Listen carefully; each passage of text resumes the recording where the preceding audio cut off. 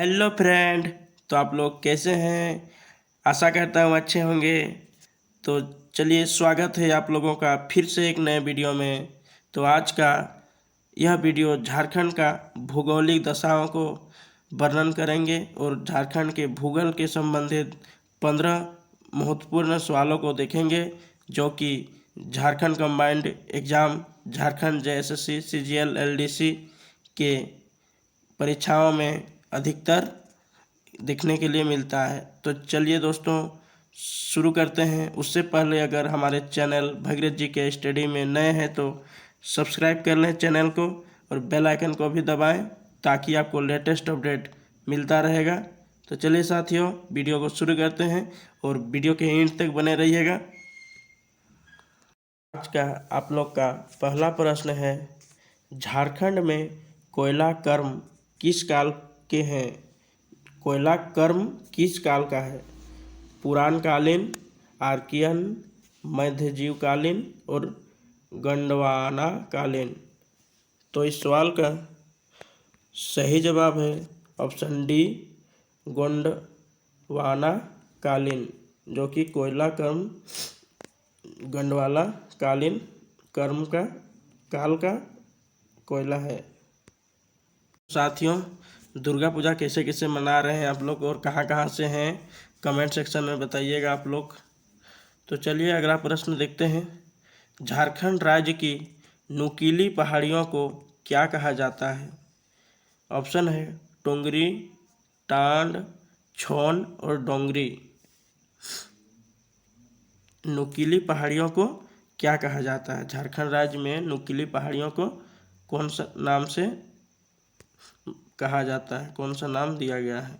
तो इसका option A है, टोंगरी को झारखंड के नुकीली पहाड़ी कहते हैं, टोंगरी को।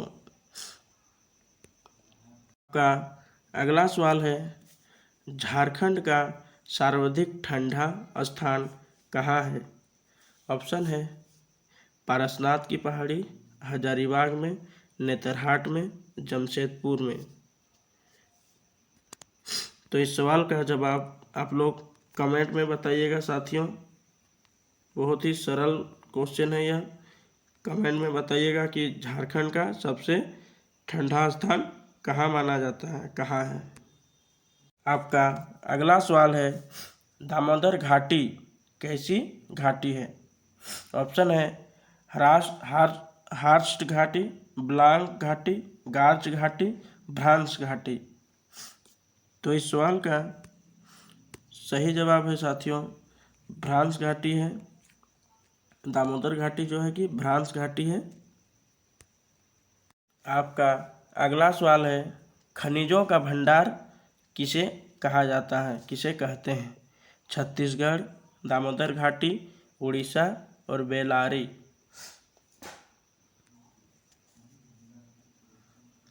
तो इस सवाल का करेक्ट जवाब है दामोदर घाटी को खनिजों का भंडार कहा जाता है। याद रखिएगा साथियों।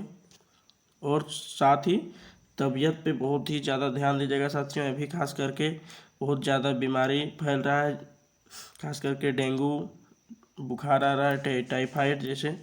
तो अपना सेहत का भी ध्यान रखिएगा। तो चलिए अगला प्रश्न देखते हैं। आपका अगला सवाल है, पाठ क्षेत्र मैदान को किस नाम से जाना जाता है? पाठ क्षेत्र मैदान को किस नाम से जाना जाता है? ऑप्शन है 24, 20, 10 और 9।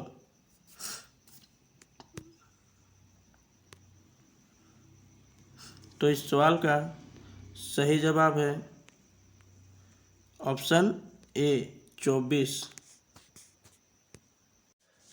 आपका अगला सवाल है, झारखंड राज्य का पूर्व से पश्चिम की विस्तार है, मतलब कितना किलोमीटर है, पूर्व से पश्चिम की दूरी, उसके बीच का डिस्टेंस कितना है?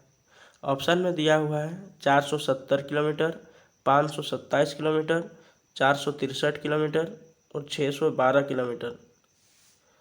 तो इनमें से ऑप्शन सी करेक्ट आंसर है। 463 किलोमीटर पूर्व से पश्चिम का विस्तार है, 463 किलोमीटर। याद रखिएगा साथियों। चलिए अगला प्रश्न देखते हैं।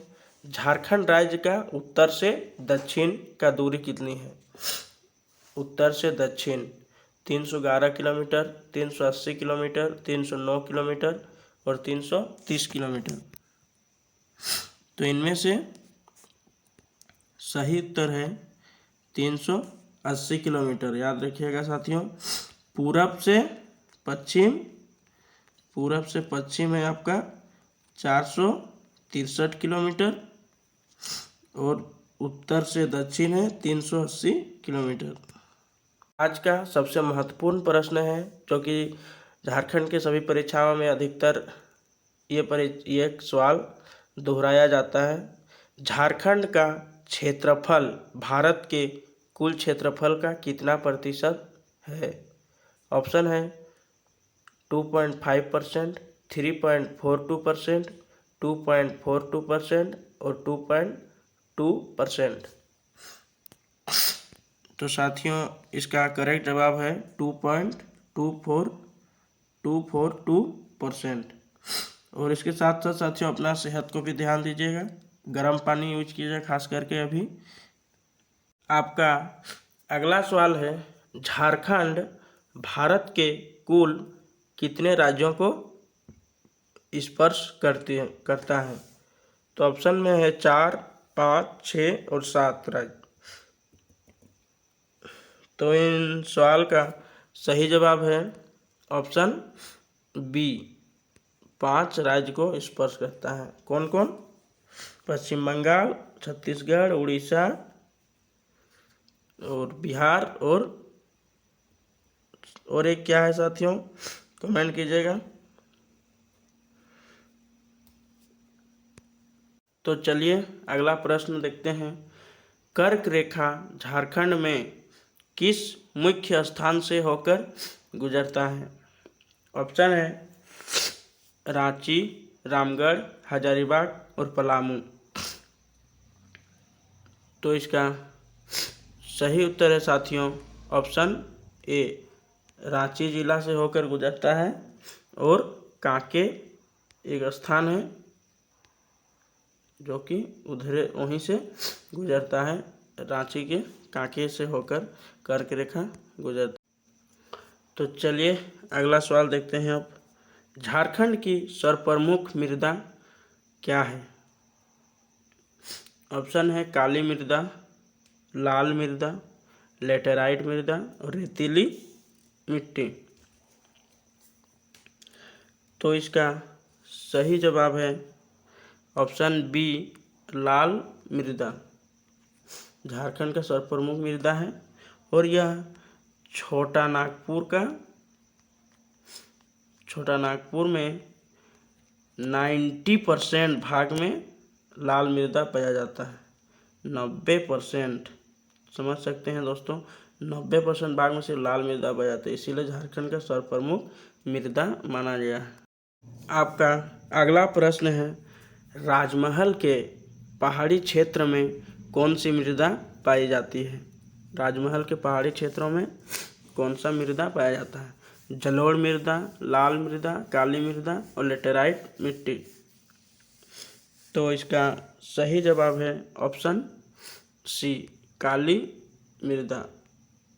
राजमहल के पहाड़ी क्षेत्रों में काली। ये देखते हैं अब अगला प्रश्न। दामोदर घाटी में मुख्य रूप से किस प्रकार की मृदा पाई जाती है? मुख्य रूप से किस प्रकार की मृदा पाई जाती है? तो ऑप्शन में है ए, लाल मृदा, अभ्रकी मृदा, लाल मृदा और काली मृदा। साथियों गलत हुआ है 2 बार, यहाँ पे लाल मृदा लिखा गया है, तो इसको काट दीजिए। तो इसका सही जवाब है साथियों लाल मृदा ही पाया जाता है। दामोदर घाटी में मुख्य रूप से लाल मृदा पाया जाता है। तो साथियों आज का अंतिम प्रश्न है, दोमट मृदा को स्थानीय भाषा में क्या कहा जाता है? दोमट मृदा को स्थानीय भाषा में, गांव के बोलचाल में क्या कहा जाता है? बोला, जारिया, खेरसी चीटा। तो इस सवाल का सही जवाब है साथियों खेरसी कहा जाता है। याद रखिएगा, खेरसी कहा जाता है स्थानीय भाषा में। कौन मृदा को? दोमट मृदा को खेरसी कहा जाता है। तो साथियों आज के लिए इतना ही। अगर वीडियो अच्छा लगा तो कमेंट कीजिएगा, सब्सक्राइब कीजिएगा, लाइक कीजिएगा, और हमारे चैनल में नए हैं तो सब्सक्राइब कीजिए। और साथियों वीडियो को यहीं पे एंड करते हैं और फिर से एक नए वीडियो में मिलते हैं। तब तक के लिए जय हिंद, जोहार झारखंड, बाय बाय।